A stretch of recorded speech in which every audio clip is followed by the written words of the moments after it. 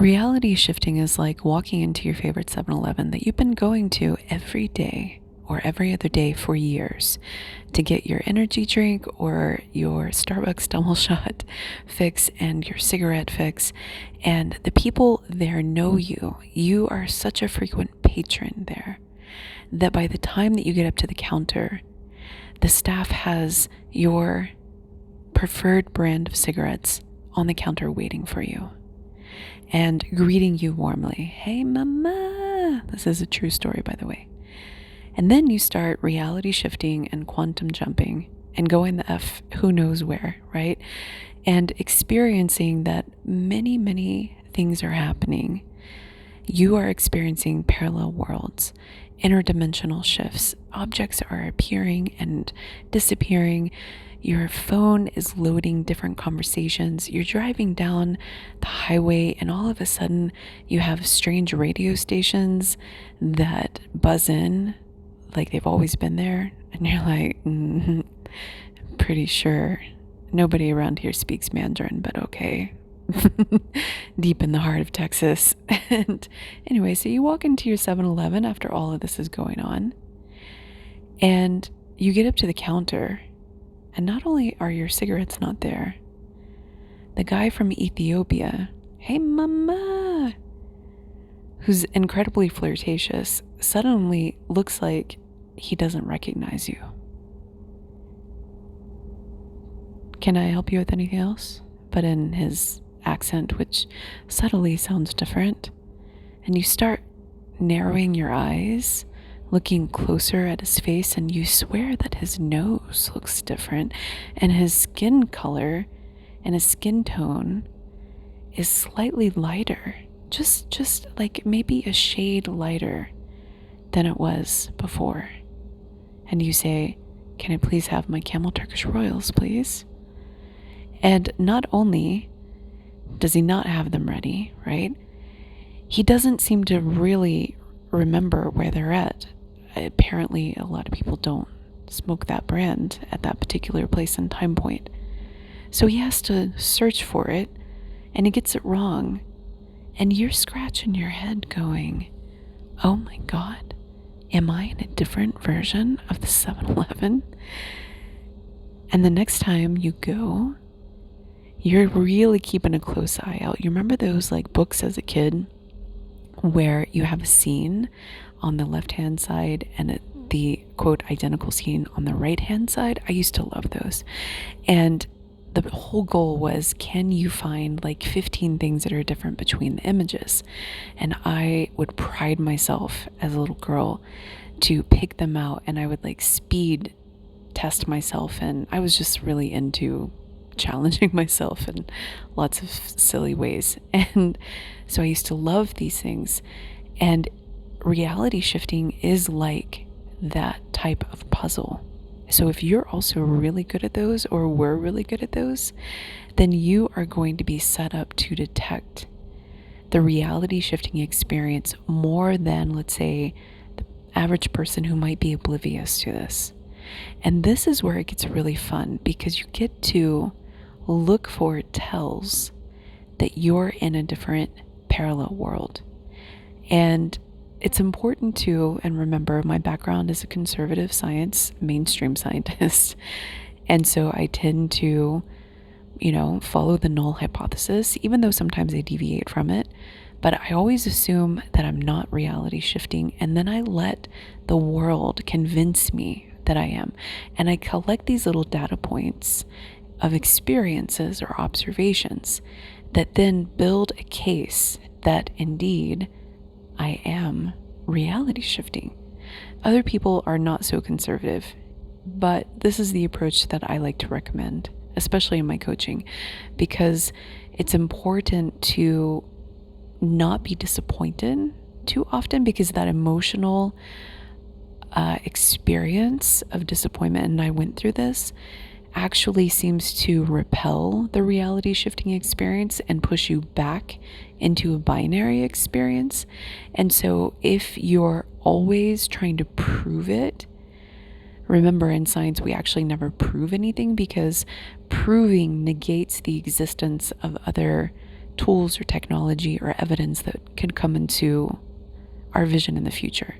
So science is really about saying something at that time and space point with the tools and technology that are available, when it's not weirdly corrupted or some weird stuff like that. I'm talking about actual scientists that care about integrity and ethics. So if you're trying to prove it, you're actually not going to do yourself a big service, because for the amount of evidence that you can show that reality shifting exists, you can find an equal, if not more, heavily weighted evidence that reality shifting is not a thing, particularly if you are in the transition zones.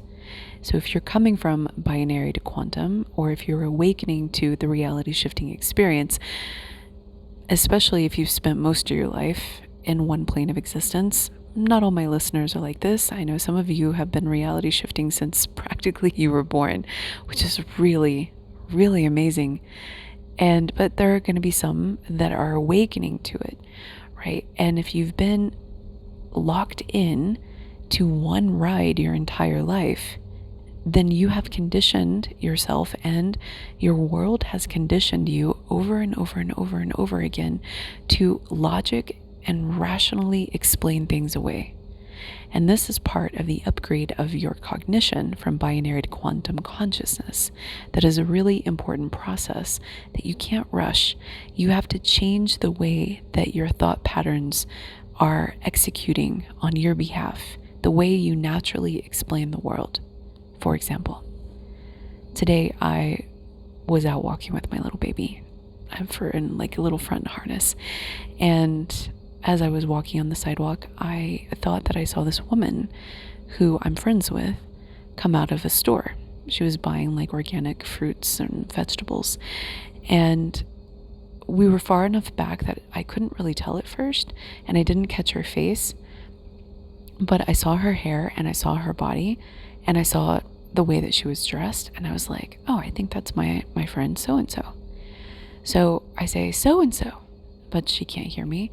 So I pick up the pace a little bit and I catch up to her, and I'm like, so-and-so. She turns around, and at first I don't really recognize her. We live in a world of plastics and where people get work done, and it's only been maybe 3 months since I've seen her. We see each other like every couple of months for lunch and dinner. We've been doing this for, I guess, about 2 years now. And I was surprised, at first I was like, did she get her hair done? Did she get work done? That's how subtle it can be. And I'm not saying that this experience is part of the reality shifting experience, but this is a type of thing that you can expect when it's very, very subtle. The first example I gave you was more obvious, right? It's the discrepancy in expected behavior versus actual behavior was large enough to throw up what I call an incongruency. And when you have an incongruency of that size, a delta of that size, then it registers internally that something is off and weird. But most of the time, the reality shifting experience has very small deltas and very small incongruencies. They're almost like you have to pay attention to them and frame them in, could this be? Anyway, so I didn't recognize her at first, but then all of a sudden, it was like subtle. It's like, oh, maybe she got her hair done, or she freshened up her look or something like that. But she didn't recognize me for a lot longer. And this is the really interesting part. She kept looking at my face. I took off my sunglasses and I was watching her looking at me, and then she looked down at my baby, and she looked back up at my face, and she looked back down at my baby, and I could almost see her thought process of, who do I know that has a baby? And she was like, oh, Sophia. And she called out my name. She actually called out my other name, and which also surprised me. But I was like, okay, I'm going with it. I go by 2 names here, and so I let people pick. And I thought she was going to say Sophia, but she actually said my other name. And anyway, so she was like, oh, how are you doing? And then we got into a conversation. But the energy also felt like we were disconnected, you know?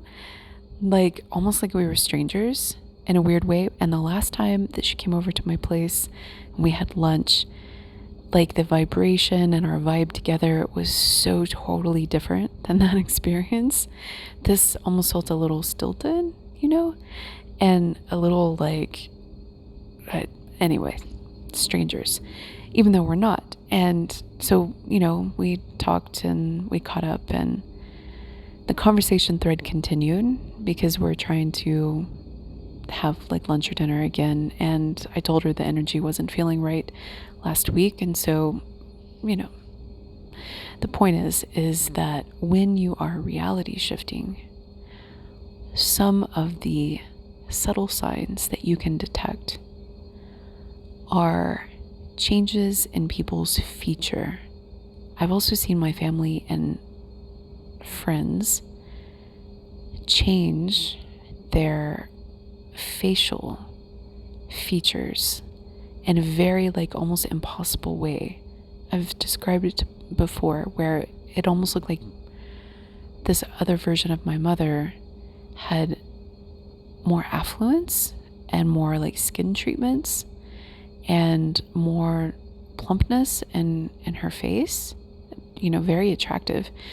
But it was like from the previous week that I had just seen her, and this is years ago when I was doing some heavy shifting, it was like she changed. Even though the frame of her was still the same, her mannerisms, personality, and things like that, leading this question to how many of us exist out there. And I have an episode referencing this, like how many Elon Musks are there, because I started capturing photos of world figures because people started looking so different. And I feel the same way about President Biden. This recording is made in October of 2023, and things may change. There's this whole debacle about, you know, illegal activity and where I'm at and some really strange things. And anyway, so I look at him sometimes and I'm like, is he the same Biden that I saw in like 2018 before I started reality shifting, or 2016 or whenever it was, just on TV, you know? And we do live in a world of deep fakes, and who knows how long that's been going on. So everything is kind of questionable if you think about it. And is he the same one that was just present, you know, a couple of years ago? I don't know.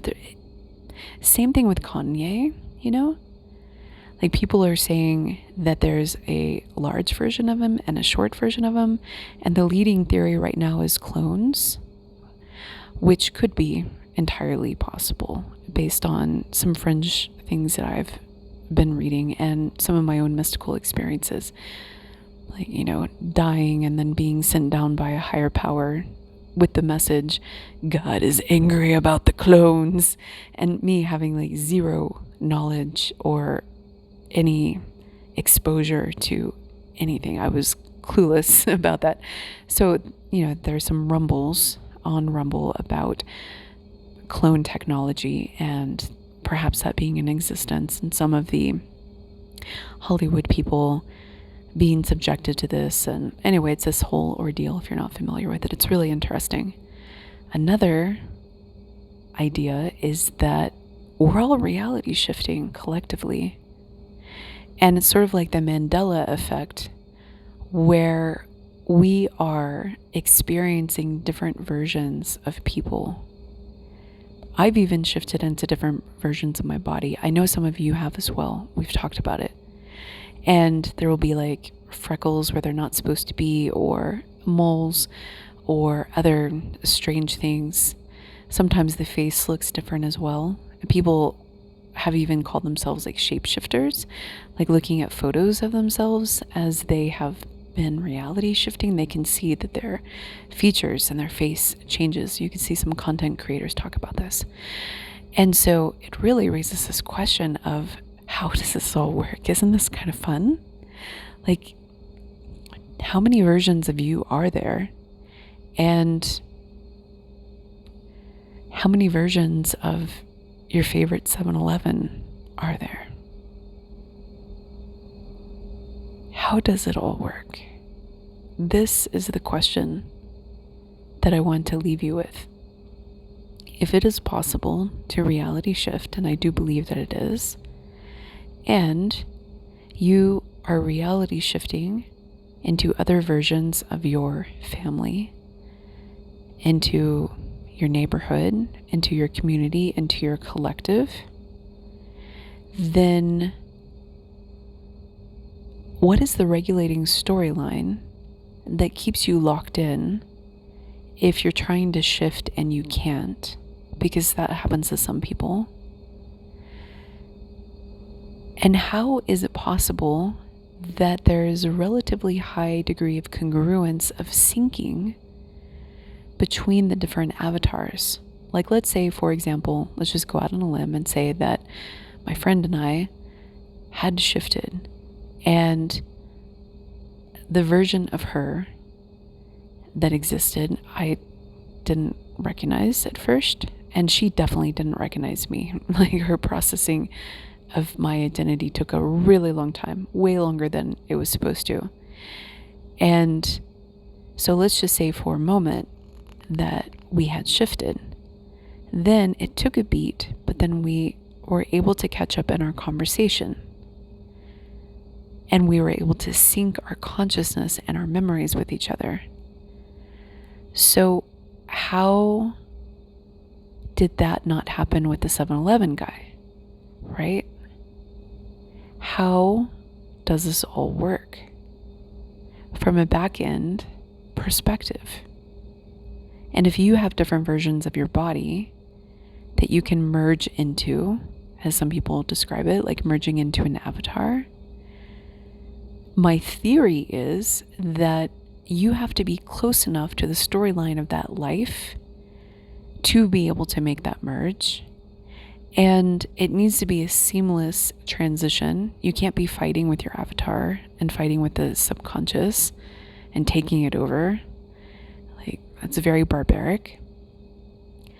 And this is all theory, and based on my experience, having now experienced that same process, being on the receiving end, feeling like I was being taken over by somebody who was saying that they were me. I'm like, who the F are you? Anyway, and then also merging into another version of myself. And my belief is that the storylines of the lives have to be similar enough so there's not like an identity takeover. And so it is a smooth transition and a smooth process, almost undetectable, except if you see like a mole pop up. But you often don't see, like, suddenly you wake up with a new tattoo or your arm is missing, right? So I believe that there needs to be a high degree of coherence, which is why it is important to stepstone manifestations and to sort of chain your manifestations if you're trying to make a really big leap in identity. Because I was talking to a consult recently and saying, you can't just wake up in a new body without losing your mind. And if you are keeping the essence of yourself and your memories, like most people are, right? You're crafting a plan, you are crafting a manifestation, and so you're holding on to the essence of who you are. You can't just pour it into another body without your psyche breaking. You can't just pour it into another world. Most of the time. There are some caveats to that I've already alluded to, and then I'll talk about a little bit later. But there is a certain amount of buffer that seems to be required for you to make a big shift. And at the same time, as you're shifting, things don't always seem to work the same way using the same methods.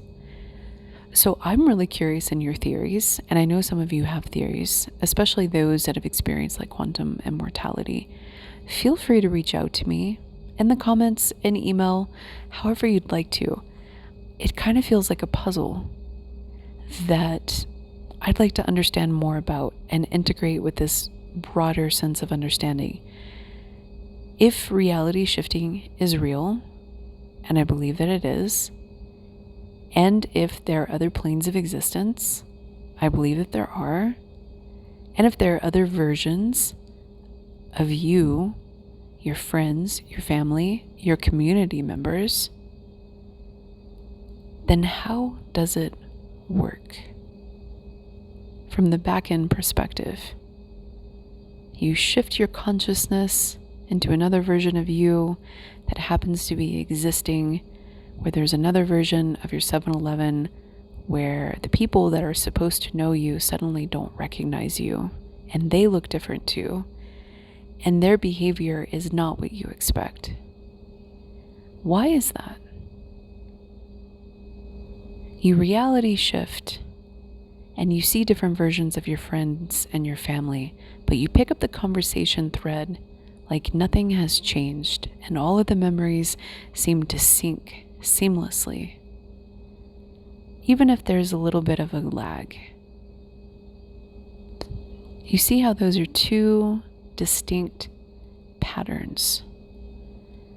Does that mean that there are two distinct methods for reality shifting? That's interesting.